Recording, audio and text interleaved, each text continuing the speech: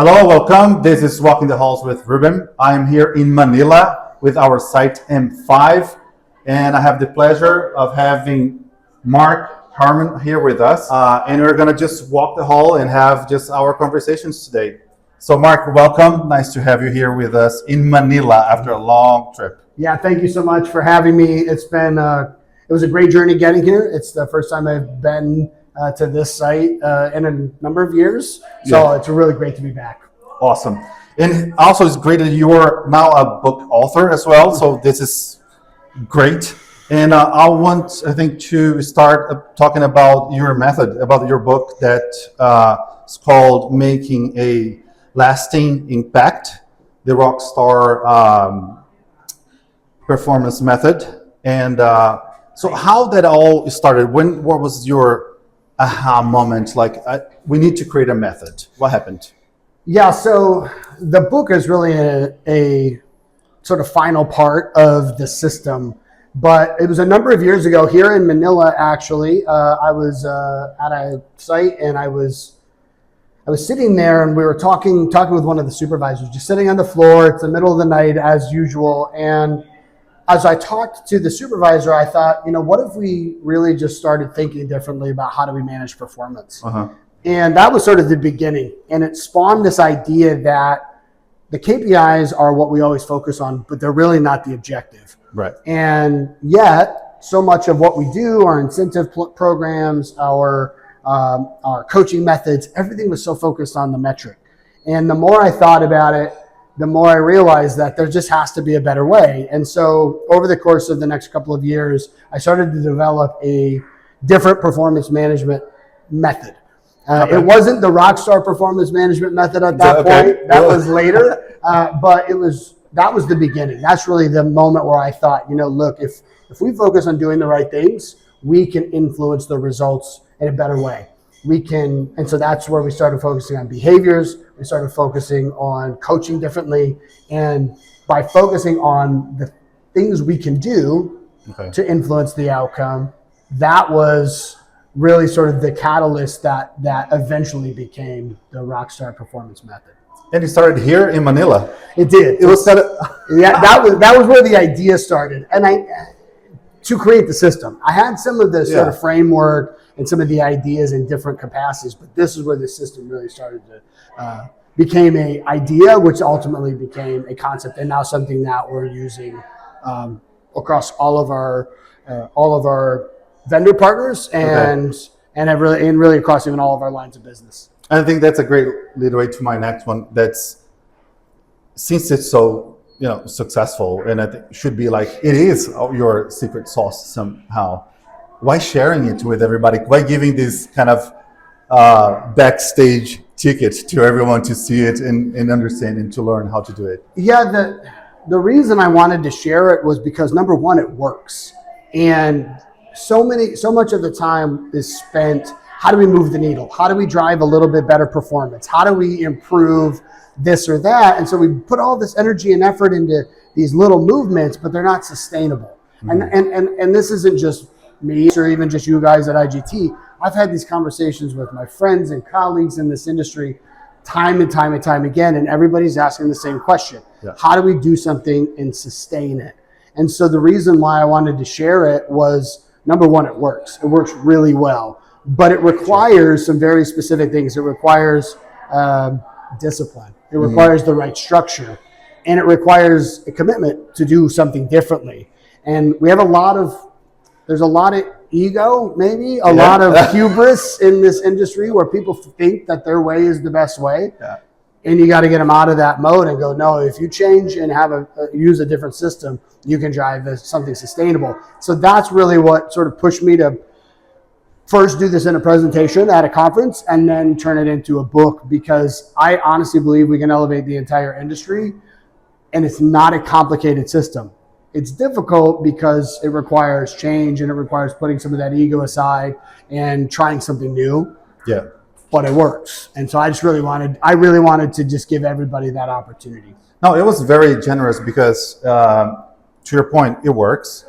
And with all the competition that you see in the market, seeing somebody just sharing, the whole method and reading the book, it's it's very comprehensive, and the way that you put it, to my earlier point, that's kind of a backstage. Is really you bringing to your reader to like that's how you do it. You didn't hide anything. Like being the one that it's applying the method here in IGT, it's all there. So I think it was a very generous, from you to put it all there in the book the way that you did. So very nice. Now, one of the things that you put in your book as well is a big and key component is the mindset. Yeah. So what would be the mindset do you think it would be a key mindset to shift the performance of your operations? Yeah, so the reason mindset matters so much is because that's where it starts. If you don't have the right mindset, you're going to struggle to do anything consistently. Simple example, if you're trying to maybe lose weight and be healthier. Right.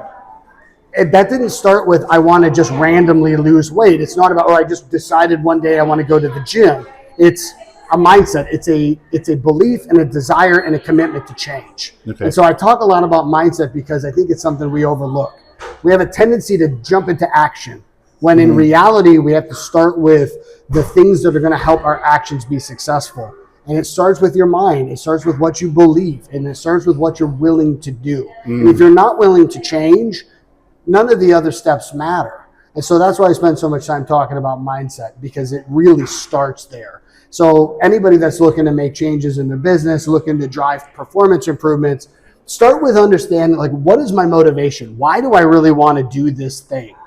And if you understand that, it'll make your mindset relatively clear. And then you can say, okay, I've got the desire. Do I have the commitment? Am I truly committed to change? Okay. And then the third piece is, okay, now do I have the right structure?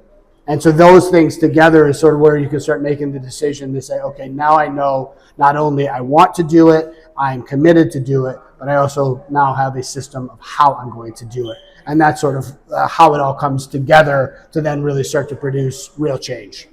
It is real change, like everything, right? It's not only for the business, but even for personal life, because I don't want to give any spoilers, but you covered that in your book as well, a little bit of the personal life and Absolutely. some of changes that happens not only to you, but people around you, that when you apply the mindset, that you can actually make changes that can be lasting for your life, for your business, for your family. So it's interesting how broad the concept can go if you have the consistency when you apply it. Yeah, in a real way, that's the beauty of it, I think, is because it's simple enough to apply anywhere. We talk about it in business. We talk about it in the contact center business. Obviously, that's where I've used it the most. But as is noted in the book, there's a lot of other great examples of people doing this in their personal life, and it's simple enough that it can work personally, professionally, relationship-wise. Yeah. You can use these concepts and, to a degree, the system, and apply it in so many ways. And one of the things we're talking a lot about now is taking this away from just the frontline application, the people actually answering phones or chats and emails, right, and moving it to all of the aspects of the business, your support teams, HR, right, recruiting, training, workforce, and so on, because there's an application really anywhere, if you think about it. True. So more now from the professional aspects, is there kind of a real life example that you can share that they really applied the method that you think were successful that you could speak about real quick? Yeah, absolutely. There's really two. I'll give two. One is Dan. He's a guy that works for me, and his story's in the books. I won't share his story, but he is such a real example of how he, after learning the system and using it, has applied it in his own life. And that is such a testament to how effective the right mindset, the right structure, and the right discipline can be. But it's also interesting because of how well he's done that with his the vendors, partners that he manages. IGT is one of them. And I think you guys have been a testament to how effective this can be when everybody gets bought in. Yeah. And that's true in really being one of, if not the top performer through the entire year. And that wasn't the objective, was not being the top performer, but it was the application and the consistency and the commitment and the discipline and the things that we talk about. And the fact that IGT did that so exceptionally well this year that it pushed you guys to the top in a very obvious way. And that's a great example of why we know it works, is because we've seen it work over and over and over again. And this year was a testament to that success. It was very intentional. I think, to your point, Dan actually was part of our help to get there. I think from the consistency standpoint. So we are big believers on the method. In IGT, we apply that, as you know. But I think our challenge now, is how we not even go to the next level, but how we keep it going. So to your point now is the consistency. What skill or what behavior do you think it's going to be important for us who are already in the method, or who's not in the method and know everything that they should be doing, but they cannot just have the rigor of just applying and starting it? Is that something, or some methodology, or I think there's two parts to that. The first is, once you've applied the system, how do you keep it going? And that really comes down to just discipline. It's about healthy habits. And I think that's true. Again, you can apply that in life, you can apply that at work. But to me, the key to sustainable success is the consistent execution. It's day in and day out. It's not a thing you have to do, it's a thing you want to do, because it's a thing that you know works, and you're motivated by its effectiveness. So I think that's a big part of it. But then again, as you sort of look at, well, then where do you go from there? Or maybe we look into the future. What is that going to require? How do we continue to have that kind of growth? One, it's intentionality. So you have a growth mindset. You're always looking for what's an opportunity to improve. I think that's really important. But the other part is the world's changing around us. So it's not only how do we improve, but how do we use what's evolving around us to our benefit. And a good example of that is technology, and all of the ways AI can help us. Yes. It's not going to replace us. It can augment us. So how do we use that in a meaningful way? It's that kind of thought process, but being very intentional. It says, oh, I'm going to do this, and if I had technology to help me, it would make me even more effective. So I'm going to find really interesting ways to use technology. I think that's what gets us into the future. I love that you mentioned that, including the technology piece, because I think some of us, especially in the BPO industry, we are concerned about what technology means and what consistency is going to look like. But there's a big component of leadership. And speaking of leadership, moving a little, it might be a little tricky, this one, but how can you differentiate, just the noisy leaders that you can tell, like, it's just believing in everything and just shooting everywhere, or a true lasting impact leader? Like, what differentiates, what puts them apart? Yeah, I mean, it's a little bit challenging, because I think all leaders have the ability to make a lasting impact. The question is are they willing to have the right structure and execute the right structure? It's really not any different than a successful agent or a successful support person. So if you think about what really differentiates successful leaders, the first is you got to have the same discipline, you got to have the same willingness and the same mindset of executing. But then when I think about like what makes a really effective leader, or what's going to make an effective leader into the future, it's going to come down to not only your ability to have the right system, it's your ability to then transfer that knowledge in a way that's super meaningful for the individual. So it's building trust, it's change management, and it's helping them walk through the process, because you know what works, but you know that they have to believe it too. Yeah. So it's going to be finding new innovative ways to like help people through the process. It's going to be slow. Sometimes it's going to be one thing at a time. But if you can make one movement at a time, you'll move faster than trying to move everything all at once. Right. You know, you can move the giant boulder, but it's going to be very, very expensive. You're going to need a lot of equipment and a lot of people. Yeah. Or you can move a little bit at a time and you're going to have more success in the long run. You'll move that faster, even though it seems a little counterintuitive. So that's change management. That's trust. That's I love the change management. Yeah. That's that human empathy component is going to matter. Yeah. And then I think it's using, you know, what's going to differentiate in the future is how are you using technology to make you more effective? We're all going to use it in some way. Yeah. Or I can just keep doing it the way I always did it. But if I can find ways to do that, so if I can get to the insight faster, if I can get to the problem faster, I can help you change faster. But at the end of the day, it's understanding that as a leader, it's not my job to change you. It's my job to show you that change is possible, necessary, and it's your job to ultimately want to and be willing to make the change. I heard a quote that I loved it that says that technology is not going to replace anyone, but the people who doesn't adopt technology, they are the ones who is going to be replaced. Yeah. So I think it's true. We still have a lot to learn, but technology is here, so we just need to understand how it's going to work. Leverage it, use it, and understand it.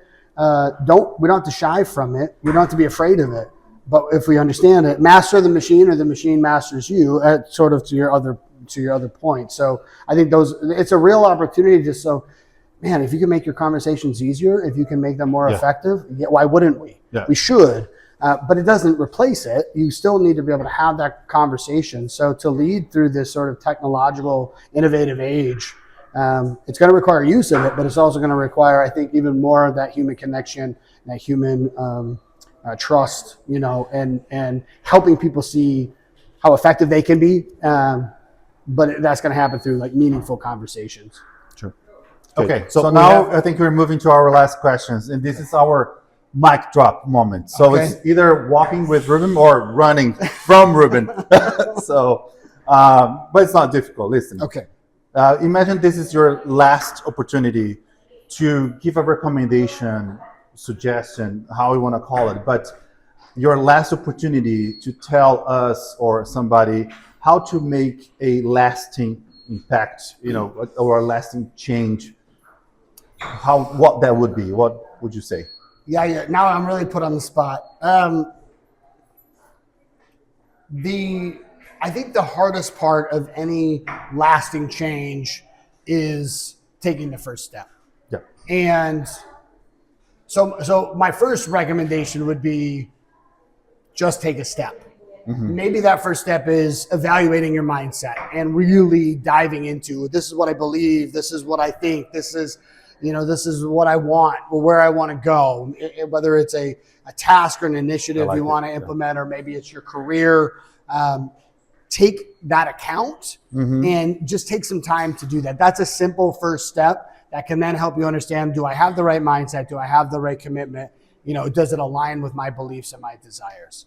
And then the second part of that is then once you have done that, maybe if you're there, or maybe you're there already, I think that first step is just putting the structure into practice. Because lasting impact, the key to the statement is lasting.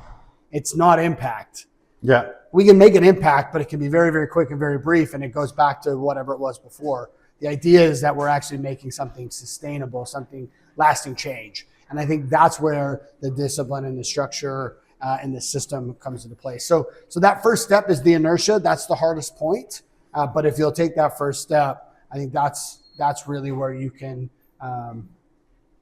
not just make an impact, make a lasting impact, and ultimately leave a legacy. And I say it in the book. I'll say a version of it anyways. Your legacy is not something you leave behind. It's something you do each and every day. And that first step is the key to the second step, to the third step. And that's that consistency, day-to-day impact that you can make that ultimately can turn into a legacy. I love it. It makes a lot of sense. So for me, I'm summarizing 2 words: mindset and discipline. So let's look inside I think it's important for us in this busy world that we live in. We need to really stop for a moment, make a self-assessment, Yeah. and then second, take connection, right? So I think we can move. So that's great. Thank you again, Mark, for being with me here today in this first episode of Walking with Rubem. I read your book. I have been applying the method, so we have been privileged with your presence as well. So we are not only have changed our performance and how we do things, but also as a leader, you have inspired us. So I want to thank you personally how it all turned out. So thank you again for participating, and for you guys, thank you for staying with us until our next episode of Walking with Rubem.